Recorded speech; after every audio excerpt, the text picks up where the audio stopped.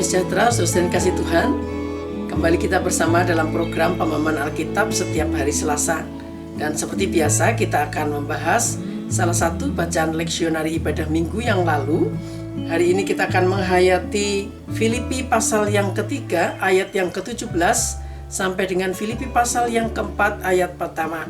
Kita akan menghayatinya di dalam tema berdiri teguh dalam Tuhan.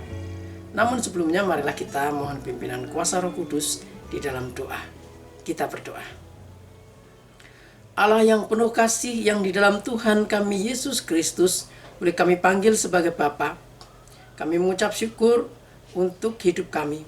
Kami mengucap syukur untuk segala hal yang boleh terjadi, karena kami percaya Engkau selalu menyertai hidup kami dengan kasih-Mu. Hari ini kami ingin menghayati iman kami melalui terang firman-Mu yang sebentar akan kami baca dan kami renungkan. Mampukan kami dengan hikmat-Mu ya Bapa, supaya kami semakin diperbaharui menyerupai yang Engkau kehendaki. Inilah kami ya Bapa, kami berserah kepadamu. Hanya di dalam nama Tuhan kami Yesus Kristus kami berdoa. Amin. Mari saudara kita mempersiapkan bacaan firman Tuhan, yaitu dari Filipi pasal yang ketiga ayat 17 sampai dengan Filipi pasal yang keempat ayat pertama. Saya akan membacakan bagi kita semua. Saudara-saudara, ikutilah teladanku dan perhatikanlah mereka yang hidup sama seperti kami yang menjadi teladanmu. Karena seperti yang telah kerap kali kukatakan kepadamu dan yang kunyatakan pula sekarang sambil menangis, banyak orang yang hidup sebagai seteru salib Kristus. Kesudahan mereka ialah kebinasaan. Tuhan mereka ialah perut mereka. Kemuliaan mereka ialah aib mereka. Pikiran mereka semata-mata tertuju kepada perkara duniawi. Karena kewargaan kita adalah di dalam surga, dan dari situ juga kita menantikan Tuhan Yesus Kristus sebagai Juru Selamat, yang akan mengubah tubuh kita yang hina ini sehingga serupa dengan tubuhnya yang mulia menurut kuasanya yang dapat menaklukkan segala sesuatu kepada dirinya. Karena itu, saudara-saudara yang kukasihi dan yang kurindukan, sukacitaku dan mahkotaku, berdirilah juga dengan teguh dalam Tuhan, hai saudara-saudaraku yang kekasih. Demikianlah firman Tuhan, yang berbahagia kita semua yang mendengarkannya dan memeliharanya. Hosiana. Saudara yang kasih Tuhan, kita ada di dalam masa Prapaskah, yang di dalamnya kita menghayati 40 hari puasa. Sebuah proses pembentukan pribadi di dalam Kristus yang dimulai dalam pertobatan ibadah Rabu Abu. Nah, saudara yang kasih Tuhan, di dalam kehidupan umat percaya atau umat beragama pada umumnya, diberikan sebuah aturan apa yang perlu dilakukan atau harus dilakukan dan apa yang tidak boleh dilakukan. Itu memang penting. Namun Rasul Paulus memberikan nasihat lebih daripada itu. Kalau kita melihat perikop sebelumnya, Rasul Paulus justru mengkritik aturan-aturan itu. Karena apa? Aturan itu tidak cukup. Yang diperlukan adalah kehidupan di dalam sikap keteladanan. Sebuah sikap hidup terintegrasi bukan hanya dalam tata cara ibadah, tetapi hari demi hari. Oleh karena itu, Rasul Paulus memberikan nasihat agar mereka, para pembaca surat Filipi ini, harus memperhatikan siapa yang boleh menjadi panutan, dan memperhatikan mana yang tidak boleh untuk ditiru. Nasihat Rasul Paulus mengajak kita untuk membentuk kepribadian.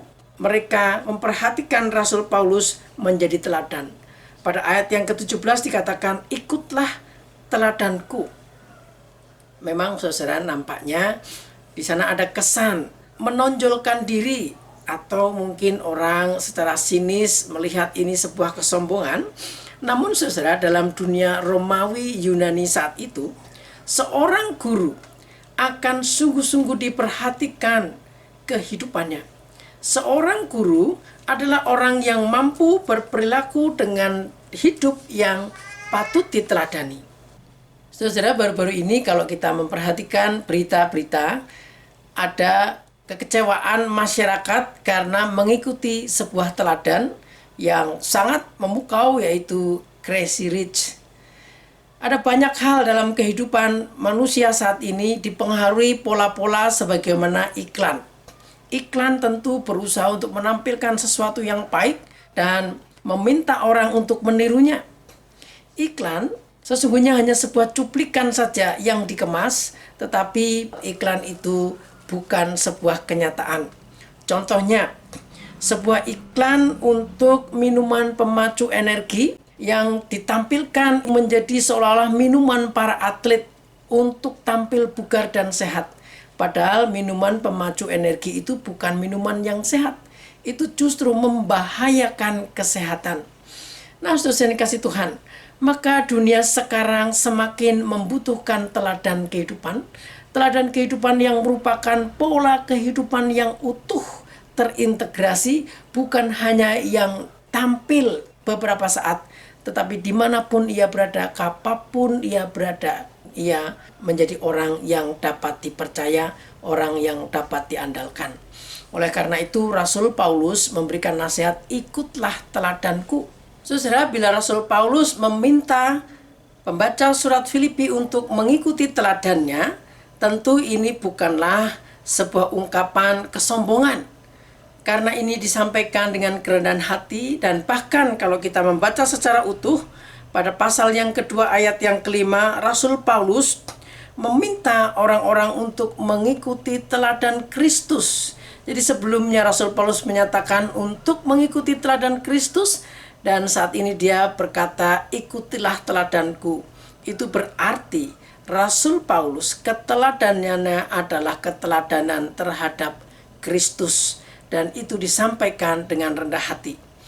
Keteladanan sungguh sangat diperlukan sebagai sebuah sikap hidup yang patut dipercaya dan diandalkan.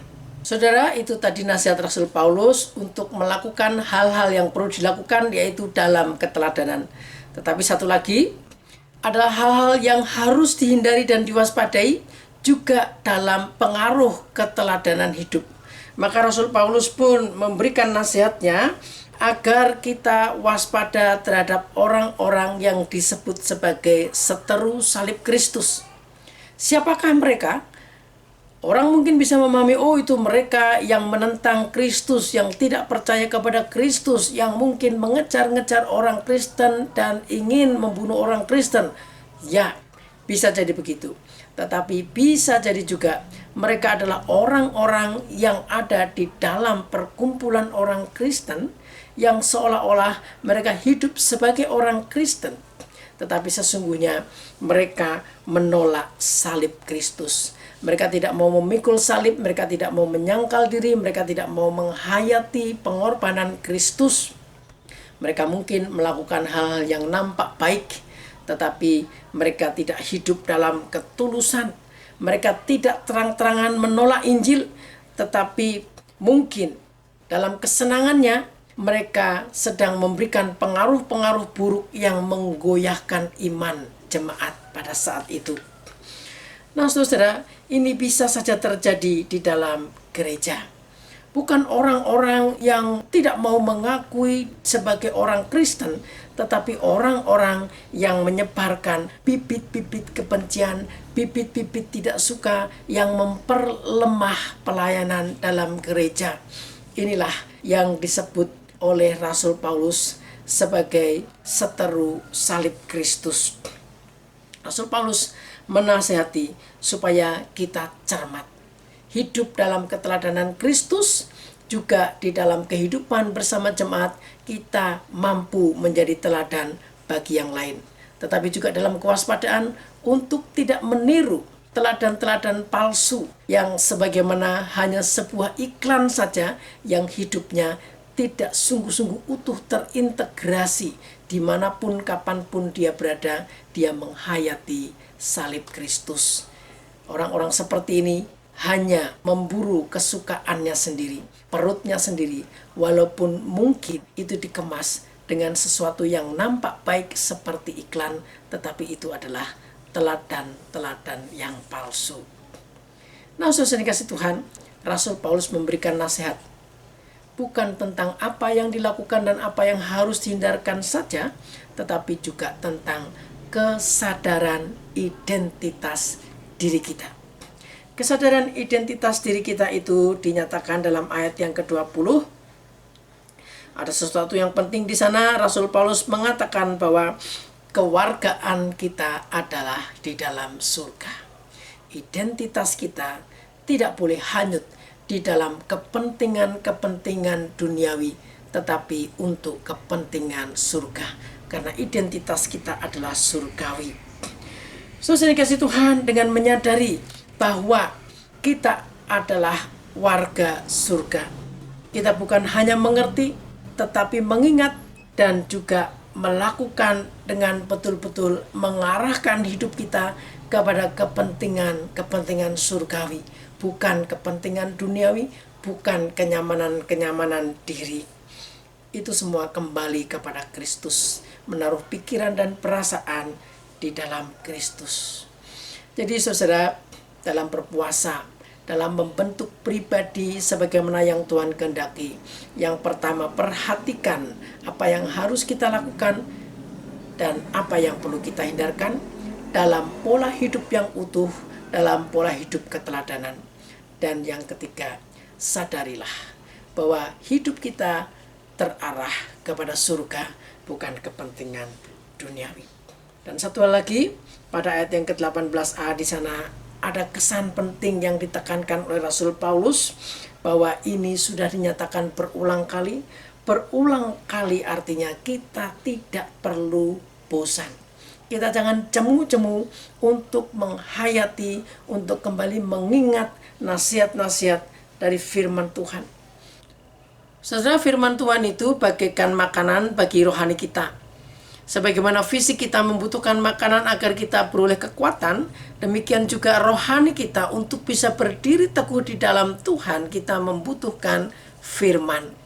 Bagi orang Kristen, firman Tuhan itu bukan hanya yang tertulis dalam kitab suci, tetapi firman yang hidup itu adalah Yesus Kristus.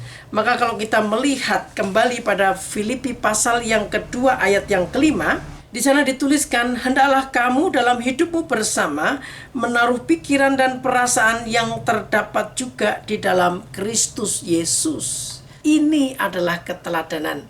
Keteladanan kepada Yesus Kristus yang dicontohkan oleh keteladanan Rasul Paulus. Sebagaimana Rasul Paulus menyatakannya dengan menangis.